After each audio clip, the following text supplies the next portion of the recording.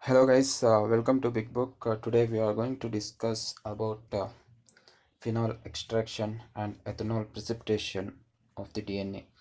In this method we are going to extract the DNA with the help of the phenol, and also we are going to precipitate the DNA with the help of the ethanol. So this method is also known as the CIP extraction method, where we are using chloroform, isoamyl alcohol, and also the phenol as the mixture, where these three reagents are going to form a basic principle to extract the DNA from the given sample. So coming to the next slide, the most commonly used method is this in purifying and concentrating of the DNA, and it is also called as the phenol extraction and ethanol precipitation method, and appropriate for purification of DNA which are from the small volumes or the simple samples, where the sample can be of lesser or equal to 0.4 ml at concentration, where the DNA will be present either lesser than or equal to 1 milligram per ml. Next is the chemicals required or the reagents required, that is the buffered phenol, which is again called to be the tris saturated phenol at pH 8.0. And next reagent is the chloroform, and one more reagent is the isoamyl alcohol, and one more reagent is the 3 molar sodium acetate at pH 5.2, and one more is the 100% ethanol ice cold, and one more is the 70% ethanol at room temperature, and the sample of DNA solution, where the sample should be of the small volume, where the DNA approximately or averagely should be lesser than or equal to 1 milligram per ml. In this practical or the lab technique, we have to prepare a tris buffer or the tris saturated phenol buffer of 8.0 pH, where that will be used. Without this tris buffered form of the phenol, tris saturated buffered phenol, without this at the pH of 8.0, we cannot go further with the experiment. It is very much important those that preparation of the phenol of the tris buffered saturated phenol, that slides will be separately uploaded within the Big Book channel of YouTube. So here the first note is, before to the start of the procedure, we have to prepare the mixture of 25:24:1 volumes of phenol, that is the tris saturated buffer phenol, chloroform, and isoamyl alcohol. That is, this is the ratio of, first is the phenol of 25 parts, 24 parts of the chloroform, and 1 part of the isoamyl alcohol, made with buffered phenol support. And it is very important to see that phenol we have to handle with care with the lab safety measures, otherwise it causes severe burns and damages the clothing. Next slide is, first we have to make the ratio of 1:1 ratio of the buffered phenol mixture to the sample. Whatever the sample we have to take some amount of the sample within the micro centrifuge tube or the F&off tubes also we can use. In this we have to take the sample, and to that particular sample what you are taking, that particular sample we have to add the same amount of the whatever the buffered mixture which we have prepared. So here after that we are going to vigorously shake for 10 minutes, and again we are going to keep that particular sample in the centrifuge at the high RPM. High RPM can be more than 3000 RPM and also more than that, but if it is 3000 RPM and more, it is sufficient.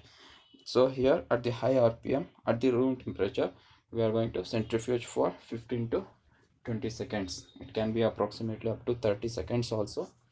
So here it is.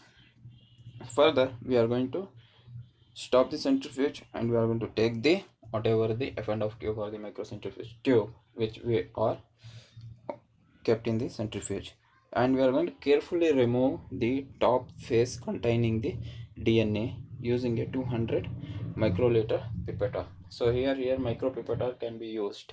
Okay, with the help of that micropipette we are going to take the upper aqueous layer. The lower layer, dense layer, should not be touched. So upper aqueous layer has to be pipetted out, and we are going to take the sample in the other F&, tube, so that with that again, if you are going to see that if a white precipitate is present at the aqueous or organic interface, that is whatever, there will be sometimes there will be actually there should be two layers, two different density layers. The upper aqueous and lower dense phase should be there, but sometimes what will happen, there will be the formation of the white aqueous layer in between.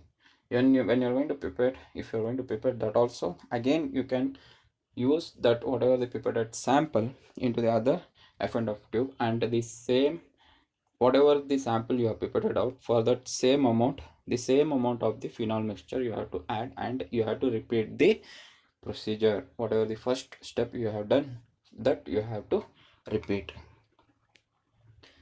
So here further, after repeating that procedure again, if you are going to get the upper top post aqueous layer, that you are going to pipette out, and you are going to add 1 out of the 10 volume of 3 m solar acetate. That is whatever the sample you have.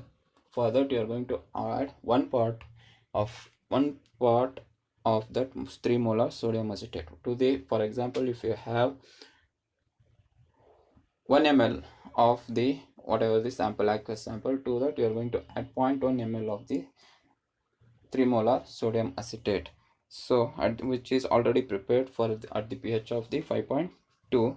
So further we are going to mix again. Vortexing, we are going to do the vortexing, vigorous mixing. We are going to do flicking the tube several times with the finger, and further we are going to add 2 to 2.5 ml of ice cold 100 ml, sorry 100% ethanol. Ice cold 100% ethanol should be added.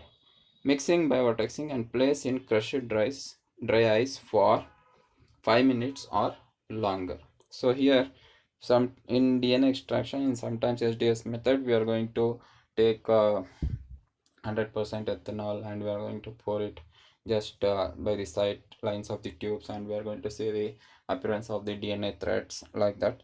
But here in this method they are going to add the 100% ethanol of 2 to 2.5 ml, and they are going to mix it, and further they are going to keep it in the 5 minutes or longer. This is the different procedure. So 5 minutes or longer in the dry ice, and further we are going to spin 5 minutes in the fixed angle centrifuges. There are fixed angle centrifuges which are not going to have the movable form of the suspendables. Okay, there will be cooling centrifuges, there will be F&, especially the F&, tube kind of the centrifuges are already fixed form, fixed angle centrifuges. So if you are going to take that also, in that also you can make the better that also will be a better option of the F&, tube kind of the pressing kind of the centrifuges. So at the high speed and remove the supernatant. Here they are going to remove the supernatant, and further you are going to add 1 ml of room temperature 70% ethanol. Invert the tube several times and microcentrifuge as in the steps 6, that is spin for 5 minutes in a fixed angle, send microcentrifuge at high speed and remove the supernatant. And further is in the 8th step, remove the supernatant, allow to air dry for 15 minutes. So we have to keep it for the air dry, and resuspend DNA pellet in 100 microliters of ultra pure water. So here we are going to rehydrate the DNA after it is getting the air dry for 15 minutes, where the DNA will get air dried and it will be appear in the form of the powder. But here after that we are going to rehydrate with the help of the 100 microliters of ultra pure water. So this is the procedure how we are going to make the extraction with the help of the tris saturated phenol buffer form, and also we are going to precipitate with the help of the 100% ethanol and also the 70% ethanol, where both the form of the or the percentages of the ethanol will be used. And further we are going to precipitate in the ultra pure water. So here in this slide you can see the how the aqueous phases are going to form. Here we are taken the image of the end of tube with the suspended sample and the reagents, each step by step. So we are given the observation as A B C D E F. So here in the A step, the phase log gel pelleted into the bottom of a 1.5 ml end of tube. So here whatever the sample has been put, that has been shown. And further, after adding the phenol B or phenol chloroform mixture, and the aqueous phase has been complete with Fox DNA red, they are shown the red, and Fox protein blue in the aqueous phase. If you are going to enlarge the image and you see in between the middle layer and the blue layer there is one red layer of the DNA also. So in the C, after gentle shaking for 5 minutes, that is the C, how it is going to appear. After centrifugation, note the gel now separates the organic phase from the aqueous phase.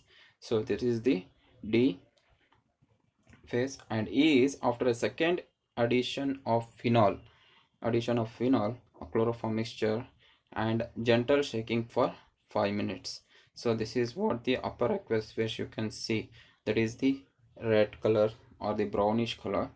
And after the second centrifugation, the Fox DNA could now be extracted with chloroform to remove the residual phenol. Now here whatever the phenol will be in little high in density, and whatever the aqueous phase will be, that is going to be lower in density. So with the help of the aqueous phase we are going to extract the whatever the DNA is present. Now after the F phase, you know that adding the 3 molar sodium acetate 1 by 10th volume, whatever the volume the sample is present. So here to that 1 by 10th volume of this 3 molar sodium acetate will be added, further vortexing and adding the further the 100% of the ethanol, 2 to 2.5 ml of the ethanol, and again we are going to mix it, vortexing, and further we are going to spin it for 5 minutes or the high RPM with the fixed angle centrifuge.